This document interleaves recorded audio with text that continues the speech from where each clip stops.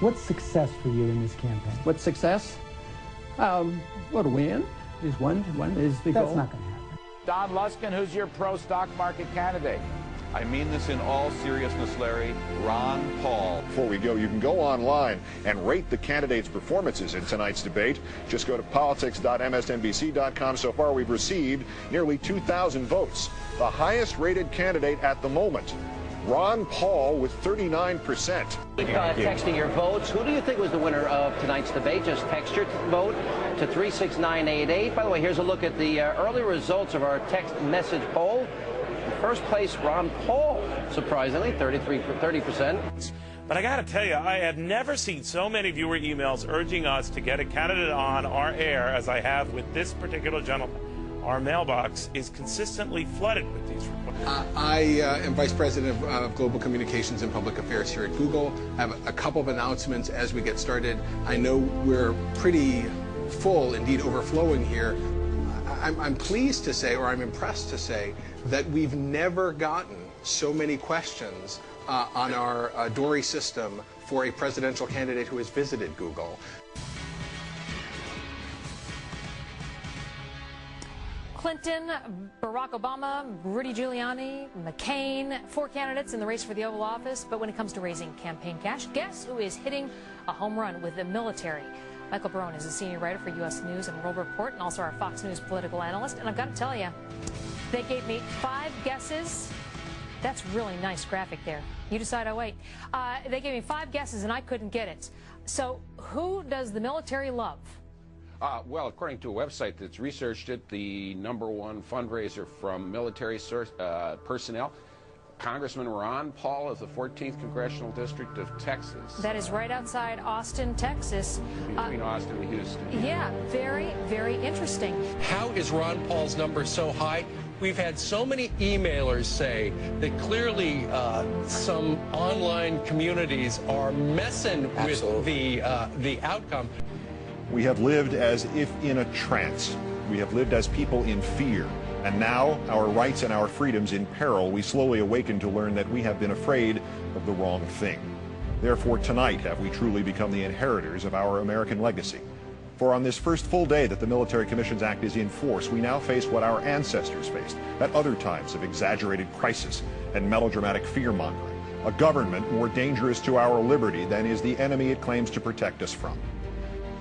Listen to this. Over the weekend, before leaving town for a month-long vacation, the democratically controlled Congress handed President Bush exactly what he wanted, more than he asked for even. Legislation that broadly expands the administration's power to eavesdrop without warrants on Americans' international phone calls and emails. It was a speech Mrs. Clinton gave in Iowa last week in which she told the crowd that she would keep American troops in Iraq because, quote, we cannot lose sight of our very real strategic national interests in this region. And yet at the same time, her campaign put out a press release boasting that, quote, Hillary Clinton announced her plan to end the war in Iraq and urged President Bush to act immediately. They can't both be true. If we have actionable intelligence about high-value terrorist targets and President Musharraf will not act, we will. We need a hybrid army.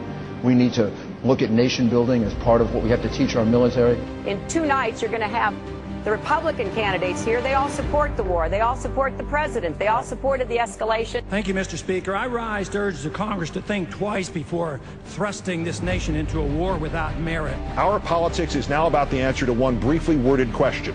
Mr. Bush has failed, Mr. Warner has failed, Mr. Reid has failed. So, who among us will stop this war? Hi, I'm Jill Hepker from Grinnell, Iowa. My question is, if you were president, what would be your strategy for ending the war in Iraq? Congressman Paul, what would it be? Just come home. We just marched in. We can just come home.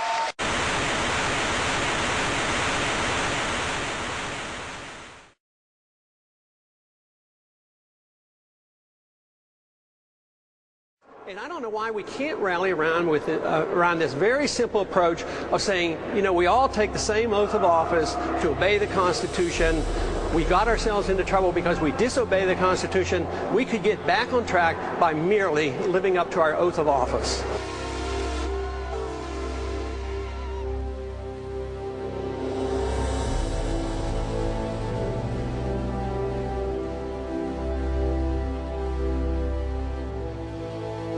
have allowed too much power to gravitate to the executive branch, and the Congress won't live up to their responsibility.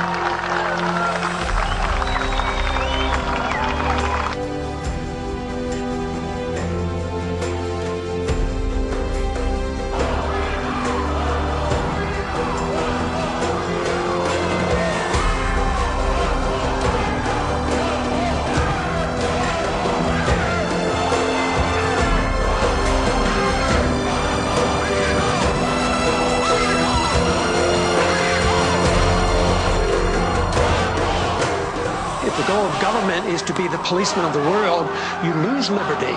And if the goal is to promote liberty, you can unify all segments. The freedom message brings us together. It doesn't divide us. I believe that when we overdo our military aggressiveness, what it does, it actually weakens our national defense. I mean, we stood up to the Soviets. They had 40,000 nuclear weapons. Now we're fretting day in and day night about third world countries that have no army, navy, or air force, and we're getting ready to go to war. We can achieve much more in peace than we could ever achieve in these needless, unconstitutional, undeclared wars.